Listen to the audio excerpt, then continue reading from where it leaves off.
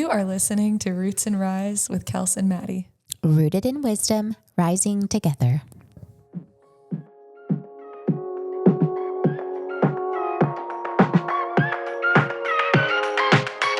Hi. Welcome back. It's been a whole week. Wow, we've missed For you. you guys, not us. Yeah, we've literally seen each other every day. But welcome back. We're really excited to get started with y'all today. But the first thing we want to lift up are some local businesses that we really, really love. Take it away. We've got maple and honey. Everything is sweetened with maple, honey, nothing else. So it's not only tasty, but it actually is really a lot better for your body. So great. And then the next thing, which as you can see, different location, beautiful artwork in New the back. artwork. Sarah K. Art. Actually, this is one of her prints and it is gorgeous. She has a ton like this. You can visit her studio in Edmond or check her out on Instagram.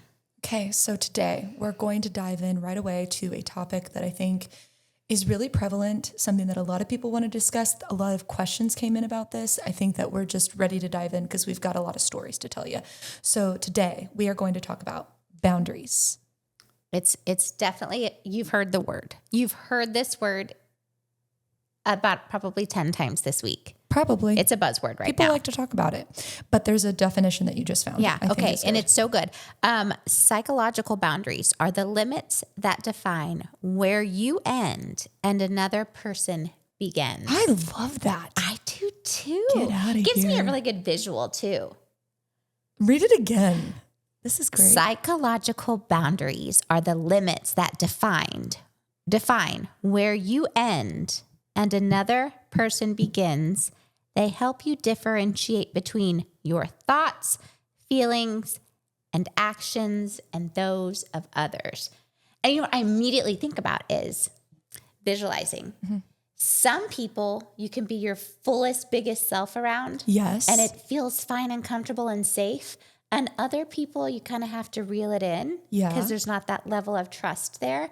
And those lines are different with everybody. Well, let's talk about the fact, like as soon as you were talking about this, I was thinking about how obviously you're going to behave differently in different environments. So you're going to behave differently at work as you would behave in your own bedroom at home. Or if you are going to visit some relatives that you're not as close with, but there's some sort of like, there's an energy in that relationship that is, it's what my husband refers to as nuanced. It's a nuanced relationship. And then you've got like your best friends where you're just wild and crazy and they fill your cup. And then Sure.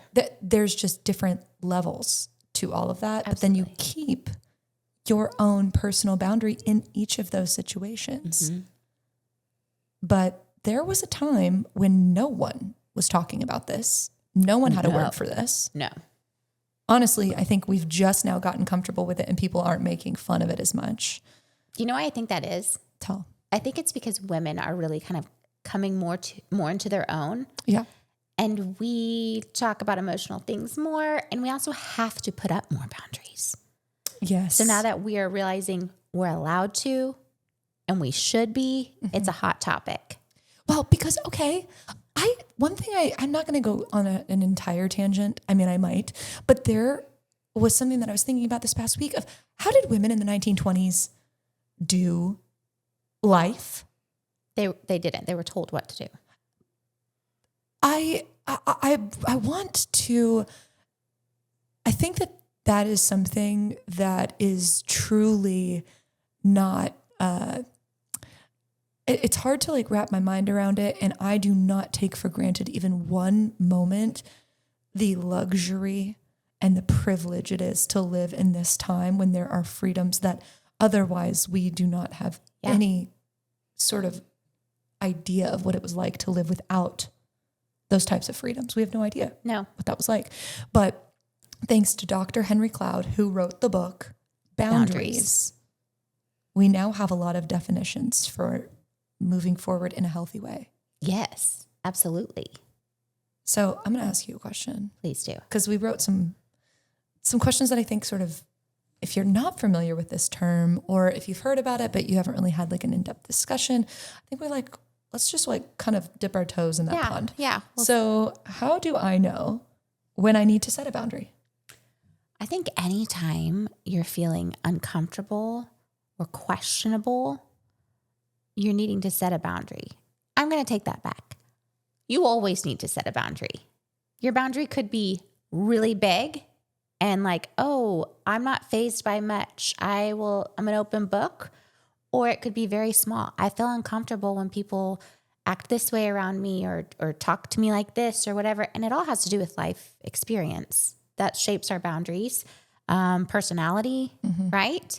It's different with everybody. You don't really owe anybody an explanation for your boundary, but you do owe them a definition of your boundary. It's your job to teach people how to treat you. Well, and what was the thing? We talked about this. We talked about this. And when it was like, it is no one's responsibility to respect your boundary, but it is your responsibility to uphold it. Yes. So they don't have to respect it because it's not something to really respect. It's a wall in which you have built a border, something that you have built in order to separate you and another so that you may stay healthy, healed, and protected. That is not to say that you need to live on an isolated island alone in a corner. Community is still necessary and important, but we know plenty of those people in the world that are just carrying on like whirling dervishes, emotional nuclear bombs. And like, I think that. And you feel unsafe around them. You feel unsafe. When someone doesn't have regulation of their emotions or the way they act around you, you're allowed to have a very tight boundary. Absolutely. You don't have to tell them anything about yourself. You don't have to allow them in your personal space. But the next person walking by could be someone that you feel like you could go streaking with. So you can. Yeah. You know, they're different for everybody. Don't you think? Yes. And I don't know why that this just popped up into my mind, but like, because I was thinking like the freedom, right? So obviously Maddie and I talked about this, that when you're listening to this podcast that, obviously we are faith-based women where we are trying to seek this out with God in mind. And the Lord really is our compass for a lot of the decisions we make, but we're not necessarily going to harp on this. We just want God to sort of direct our thoughts and feelings. And we're going to root a lot of the wisdom in life experience and really what God has shown us through our life. But one of the things that just popped up in my mind was that there are places and people that would say, well, that thing doesn't need a boundary. For example, the church. So I'm going to say this because I work for a church and I really do love that place. Like it's a really special place for both Maddie and I, but I would say that one thing that one would never consider when first starting to work at a church is that when you're working for God, what day do you have off? When you're working for God, you don't get to set back because that feels like that's a calling. It's different than just an ordinary job. Well, it has been my husband and I's number one, activity, you would say, in marriage, is to create really strong and firm boundaries in a workplace where others may not see it that way. So you're met with a little bit of resistance, not negativity, not toxicity necessarily, but it's just, well, it's not the way it's done. It's not the way it's done. But do you know? Oh, go on. No, you go. A vision comes to me when I think about the ultimate person at creating boundaries was Jesus. Yes. Soft-spoken man with firm boundaries. Just because it was what everyone was doing, he wasn't going to do it. Yeah. And he also is, we're told many times he was so good about going off by himself to rest and reset and to think and to take time to like, where am I supposed to be? What am I supposed to be doing? Yeah. And, the church can take maybe a little bit of I don't know, what's the word? Copycat from that. You know what the thing is though, and this is because I so respect really anyone that is a leader in a church situation. It's the most demanding amazing job. It's demanding and it's amazing and it's a huge calling and it's like a surgeon for the soul, Oh my gosh, I love it's like that. a surgeon for the soul, Yeah. and so it should be taken seriously because should. if it's a belief system that it's thousands of years old. Like it should be taken seriously, but I think there's just this element of needing to evolve into spaces where people can truly heal, take time for themselves, and move away from this structure that I think, I don't know if it's America or the world or whatever, we've just become addicted to work. We have. We've become addicted to being accomplished and to having these numbers and to winning. And I'm like, your peace has to be protected. It just has to be. Your peace has to be protected. Some people are incredible at doing it, and I'm just not one of those people. I've had to learn the hard way, and I'm still learning the hard way. I think that's why a lot of times people you meet who are really good at protecting their peace have either gone through a whole lot or they're older, so they've gone through a whole lot. Oh, yeah. I don't think anyone's born good at that. Maybe I think it's a human condition. My 1-year-old's really good at taking some time for herself. She's like, Bluey's on, done. See you later. I'm good. Yeah. Give me my cheese stick. Yeah. We need to take it. We need to take a page out of her book. I'd like some cheese, please. Okay, so what else do we have down Okay, here? so next question I was going to ask. This kind of leads into this. Are boundaries the same in work, in the home, and in friendships? What do you think, Kels? Oh, man. No and yes. No and yes. I would say that knowing your limitations might be a little bit different than boundaries, but it also sits in the same, in the same family. So are boundaries the same in work, in the home, and in friendships? Okay. So my boundaries with my friends are a lot less intense than I would say what I hold at work, only because my friendships, I've purposefully created friendships that are not going to demand this. And maybe that actually, okay, that's it. Maybe it's because I've had to weed out some friendships that I think required a lot when I was unable to give. And that was where the force of the boundary has been created, is like, I really only was able, when I had children, only was able to tend to the garden that was sort of self-sustaining. Because when you're in the throngs of a 3 and a 1-year-old, and you're going through the postpartum journey, which has been diabolical, my garden has to be made out of succulents that can just live. Yeah, like, here's a drop. Make it last a month. Live your best life over there. I'll tend to you soon, I promise. Exactly. We'll be back. Yeah, I think that home, really talking about kids and marriage, I think your boundaries are ever changing with your phases of life, because your threshold of what you can give and take changes. So that's why, like in our previous podcast, talking about friends come for a reason and a season, where I'm able in our friendship to give a lot in terms of my time, and you are not. You have less free time than I do. And so like your boundary is going to look different than mine, but luckily ours fit really well. Yes. Also, and so it works. Yeah. I would say though, you have a better, like. You have a lot more on your plate. No, I don't think that that's necessarily true. I think that you might be, I don't want to make this like a comparison thing, but I think that you might be better at it right now.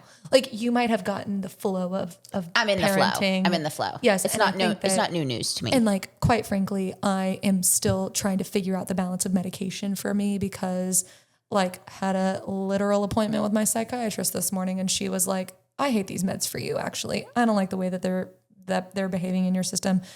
And I love this for me, because I've always been afraid of medication.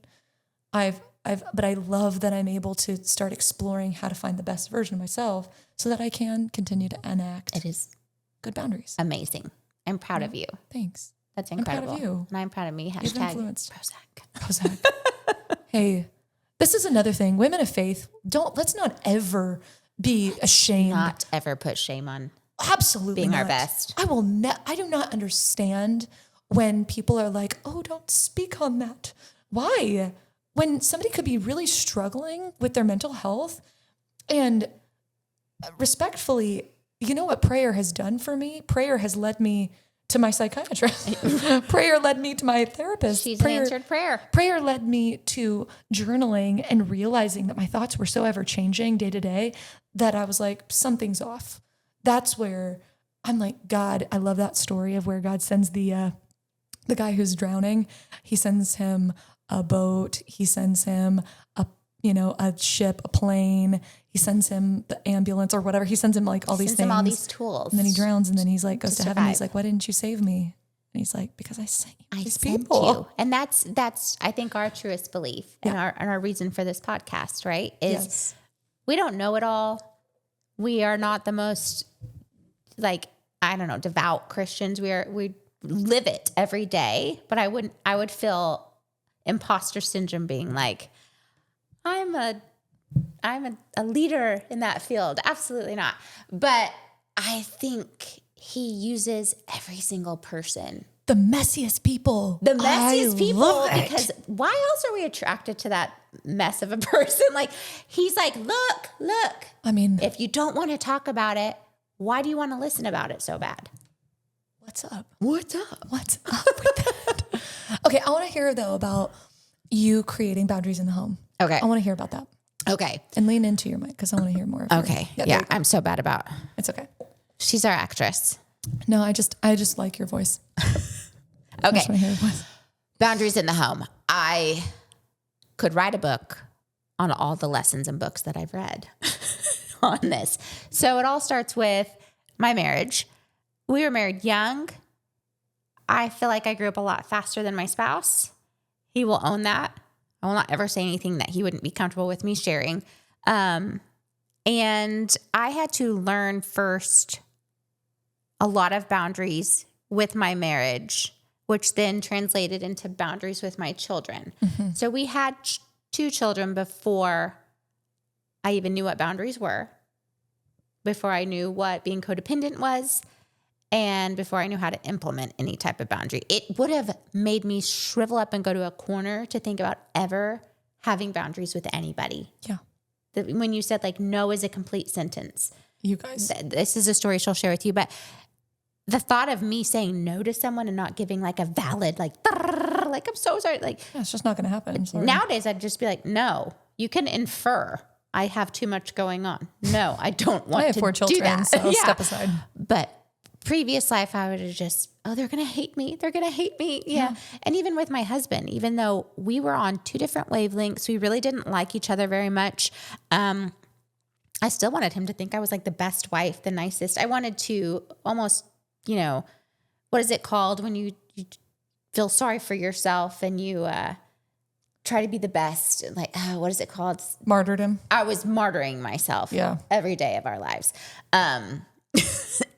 In the worst of ways. And I was doing a lot, but I didn't have to be doing as much as I was. So anyway, fast forward. We go through therapy. I learn so much about boundaries, and that when people say you can't allow people to treat you a certain way, they are not lying. Yeah. It sometimes looks really hard because it is. Drawing a line in the sand and not backing down really comes first, like it came to me. Yeah. What am I actually comfortable with doing or not doing? And I had to sit and go, here's my therapist was amazing, Sonia. I love her. God bless you. I love her so much. She said, do you have a line in the sand? And on this side is this choice. On this side is this where you are right now. What are you going to do? You have to figure that out first before you can set your boundaries. You have to go, here's what I'm comfortable with. If I don't do that, everything will stay the same. Yeah. If I do that, everything will change. And I don't know what that change is going to look like. Sure. So I drew a line in the sand. Lucky for me, after years of work, everything has really blossomed in our lives. It takes daily work every day. Takes daily work. But it taught me so much about my children too. Mm-hmm. And that I get to teach them how to treat me. I get to say, this is my boundary. I am going to bed right now. You can stay in your room and stay up all night. I don't care. You're not leaving because I'm going to bed. And if you wake me up, that is disrespectful and I need sleep. So there we go.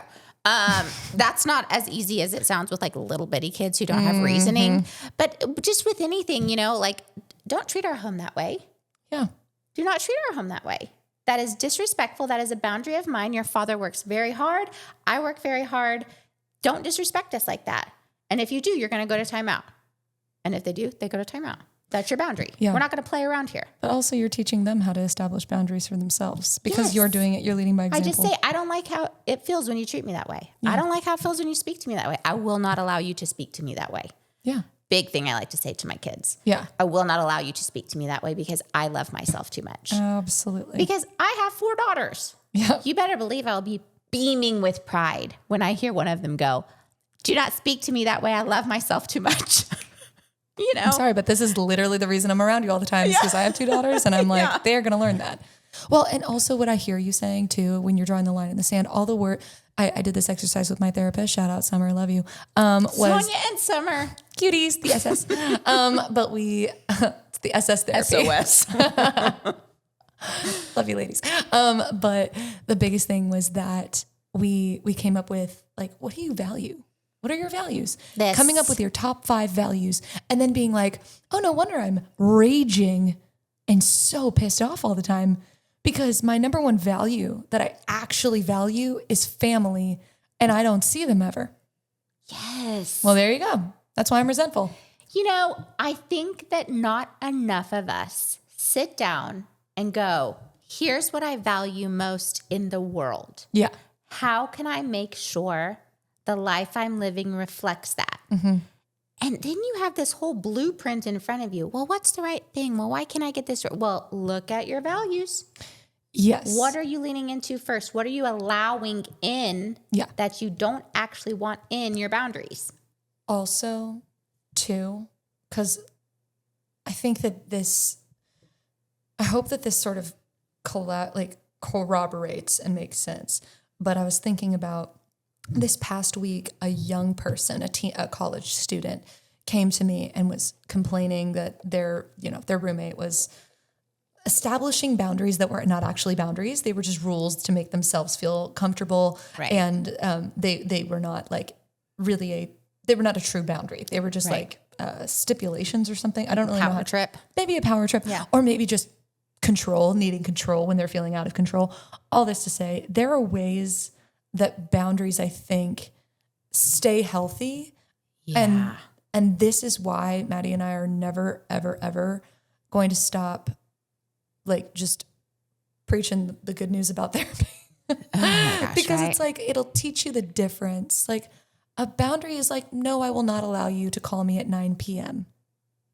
Like, because that's a time where I really need to be setting that time aside to like wind down from the day. Not you necessarily, No, Maddie, but like just anybody. Like I put my phone away at this point, or with your kids, you're not going to allow them to speak to you that way. That's disrespectful. Like I'm practicing a boundary of really protecting my heart and my safe space. And I'm not going to allow you to berate me and yell at me all day, every day, and then cause me to react, not respond. Yeah. That boundary is really to protect you too, not just me.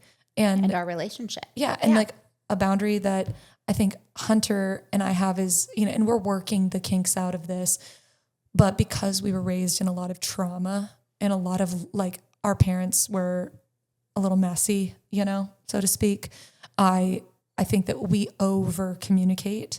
Our boundary is really kind of the opposite of a boundary. It's almost like an open floodgate where we're just sharing every little thing all the time. And now we're meeting ourselves in a space where that has to alter and change because the season of life, we do not have the availability to just share every little thought. And so we're trying to reframe the boundary. Yeah. Still communicate the important things, still respect one another, still engage, still make marriage the number one thing, to quote Jalen Hurts, make the main thing the main thing. Keep the main thing the main thing. Keep the main thing the main thing. But I think that it needs to shift per season. Yeah, it does. We have to be ever changing. Ever changing. You don't just grow up and stop. I think that's a weird perception we have. Yes. Once we're grown up, the end, we know it all, we're done. Yes. No. You live many lives. I could not agree more. I hope that was not it was a little bit of a tangent, but it was kind of bringing it back to it's shape shifting. It's shape shifting. And it grows, and we grow with it. And it reminded me of something I heard this week about boundaries in friendships. And that was that it's really easy to set boundaries in new friendships.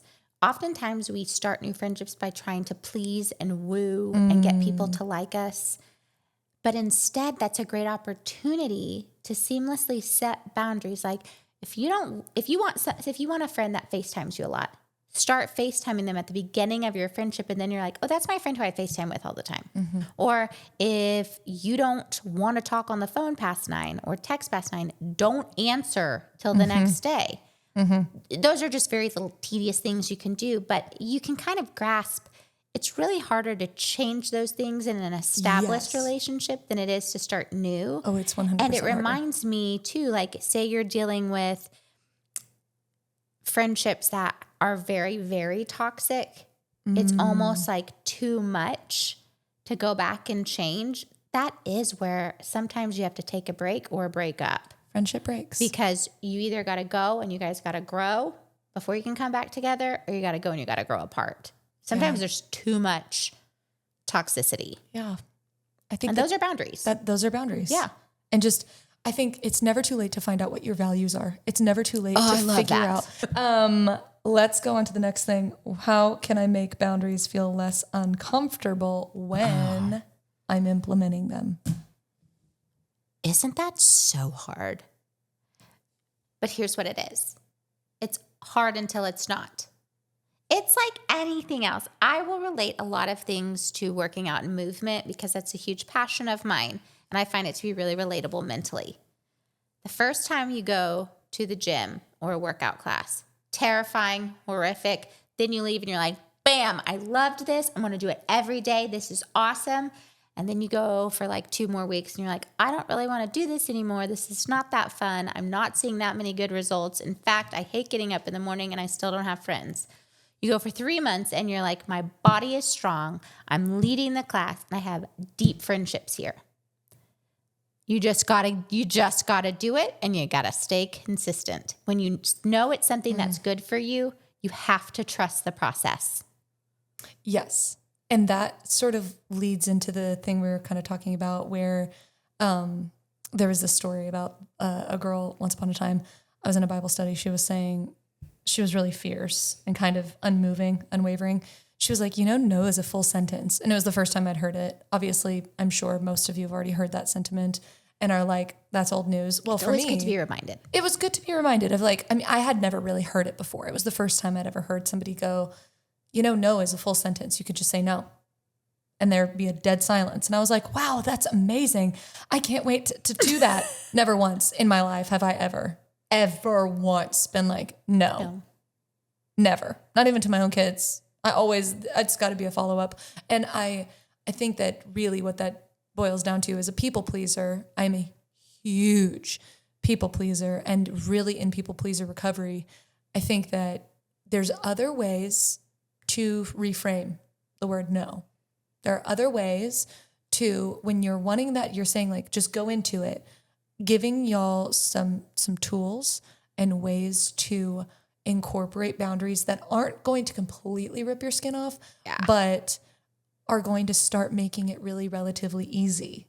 Yeah, like a stepping stone. A stepping stone. Okay. So scenario 1 would be, say there's a person at, maybe it's a friend. We can go with a friend situation. And this friend consistently talks down to you, talks down to you over and over and over again. It is a habit. They're not ever really lifting you up. Their language is just, and you think, why would I still be friends with somebody like that?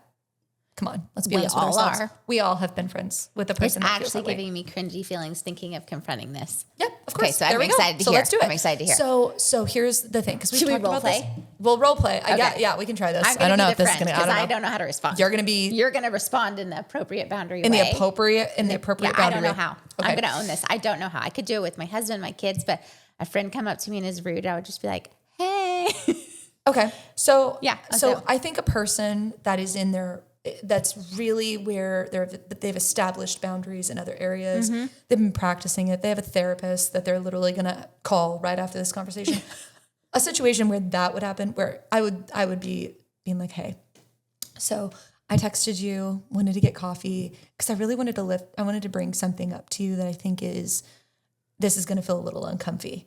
But there have been some things that you've said that have really hurt my feelings. And I just wanted to know what you meant by them. You're so good at it. No, I'm not. I'm telling you, I would be riddled with hives and I would be shaking and be like, getting tell me hives what you under my meant. sweater thinking about it. Well, okay, because here's the two situations in which I would say, because I think if you haven't met with a therapist, if you don't have your back, if you don't have your other friends or a partner or something to talk about it with, I would say establish those first. That's the first step. Make sure you're in a pretty regular practice of self, like taking care of yourself, eating well, drinking a lot of water, exercising, so that you're journaling. in a sane mind. You got to be in a sane space. Yeah. Like, don't be doing this after you've had a rough night and you didn't sleep and you ate, a whole pizza by yourself and you're completely in an isolated situation in your life. Don't do that. Bad idea. But I would say the first step is asking them what they mean when they say the thing that hurts you. And let them explain. Let them come to a situation where you either will have one of two realizations. One, they were not aware of what they were doing. Which is usually the case. And that they were doing this out of habit because they thought it was funny. It's a personality trait that they have as a defense mechanism of how they kind of grew up. Maybe they were a little bit more of a sarcastic kiddo that was just the way that they got laughs, and maybe that's their comfort. Yeah. You establishing a new boundary with that person is saying, hey, I get that. I know that you love me. I love you. I just want you to know that I'm just more sensitive, I think. And I'm moving through some changes in my life. And I want to hold each other accountable because I think that the thing that you don't realize is that when you say those things, it's just hurting my heart. And I want us to stay close. And I think that's maybe the first, and if they were in a good spot, if they were able to receive that, maybe they're a little bit like, well, I didn't mean it like that. That's okay. I know you didn't, but just know that it hurts. And I love that you took a moment to take ownership of, I think I'm just a little more sensitive. Yeah. Not you. No. And also showing that if you're willing to do that, it's because it's a relationship that means enough to you to implement those boundaries and make it work so that you don't have to take a break or a breakup. My husband always says, boundaries are actually there so that we can keep this relationship alive, not to create a distance, but to actually keep us safe and together. So I'm thinking that from the other perspective, like if you came to me and were like, Maddie, you've been doing this and I'm not receiving it well. Like, what is up? What's going on? My initial instinct with criticism would be like, what? Just patch it up, make it feel better, blah, blah, blah, and then avoid. When in reality, it's like, no, this doesn't make our relationship weaker because we had something we had to figure out. It actually makes it stronger. And that's such a thing that like our body wants to react a different way than our heart for some reason. Yeah. So you just have to kind of remind yourself. And I think also too, that's what can help the people pleasers. Like the people pleasers that are like, I don't want to hurt this person. Well, first of all, let me give you two moments of wisdom.